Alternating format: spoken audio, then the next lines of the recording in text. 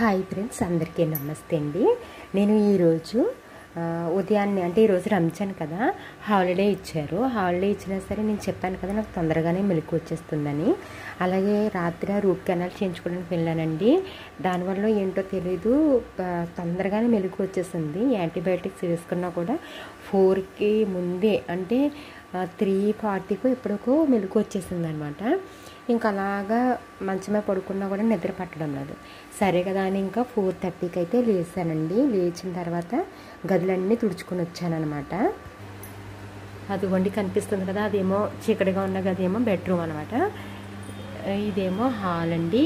ఇవన్నీ తుడుచుకుని కిచెన్ ఇవన్నీ కూడా తుడిచేసుకుని శుభ్రంగాను పెట్టేసుకున్నాను. పెట్టేసుకున్న తర్వాత పప్పు నానబెట్టాను అనమాట. పప్పు నానబెట్టేసిందా అది కడిగేసి గ్రైండర్లో వేసేసుకున్నాను.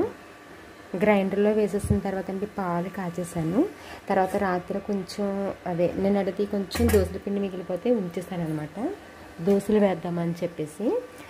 తర్వాత ఏమండి కొంచెంగా కొబ్బరి చట్నీ అంటే ఎక్కువగానే చేసేసాను, కొంచెం తీసేసాను అనమాట. తీసేసి ఫ్రిడ్జ్లో పెట్టేశాను.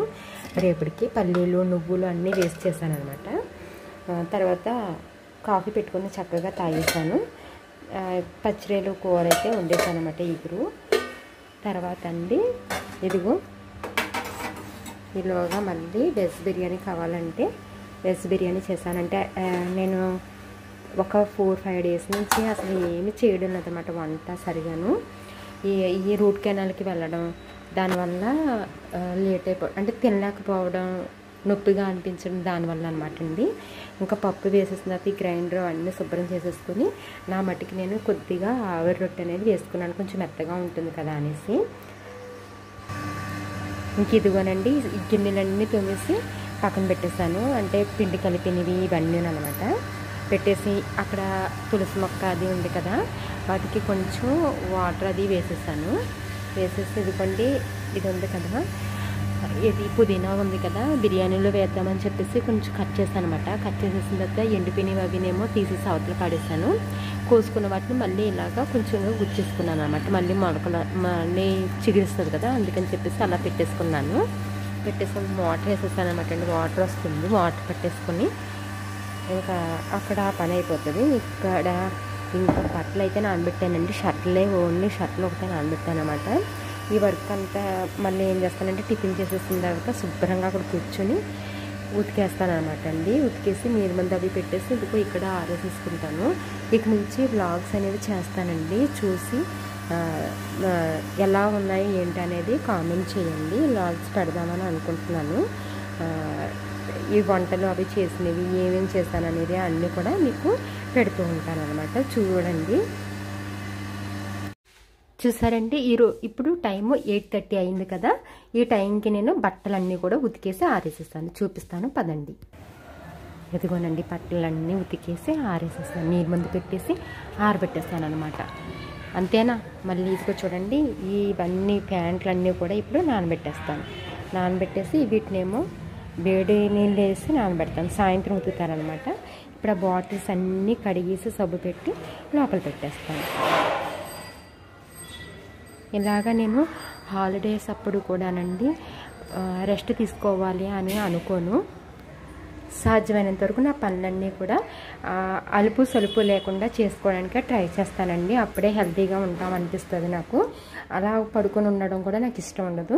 మళ్ళీ చూడండి, ఇందాక గిన్నెలు అవి తోమేసానన్నా మా హస్బెండ్ క్యారేజ్ పెట్టేశాను. మళ్ళీ కొన్ని గిన్నెలు టిఫిన్ తిన్నవి అవన్నీ కూడా వచ్చాయి అనమాట.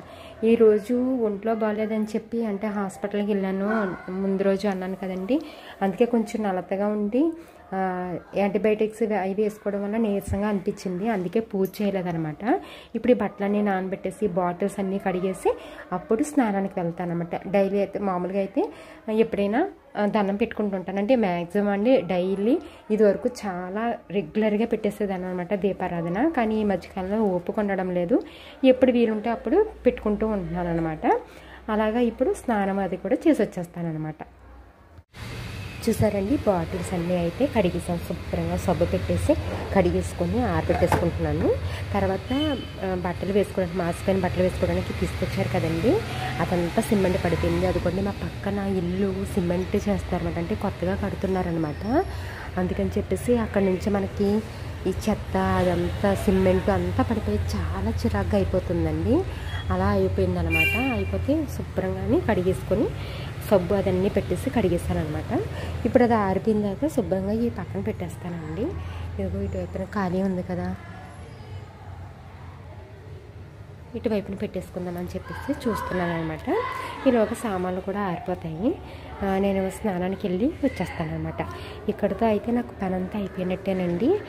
ఇప్పటికైతే కరెక్ట్గా టైం ఎంత అయిందో చూపిస్తాను రండి. మార్నింగ్ 9 అవుతుందనమాట. 9 అయినప్పటికల్లా నేను వర్క్ అంతా చేసేసుకున్నానండి.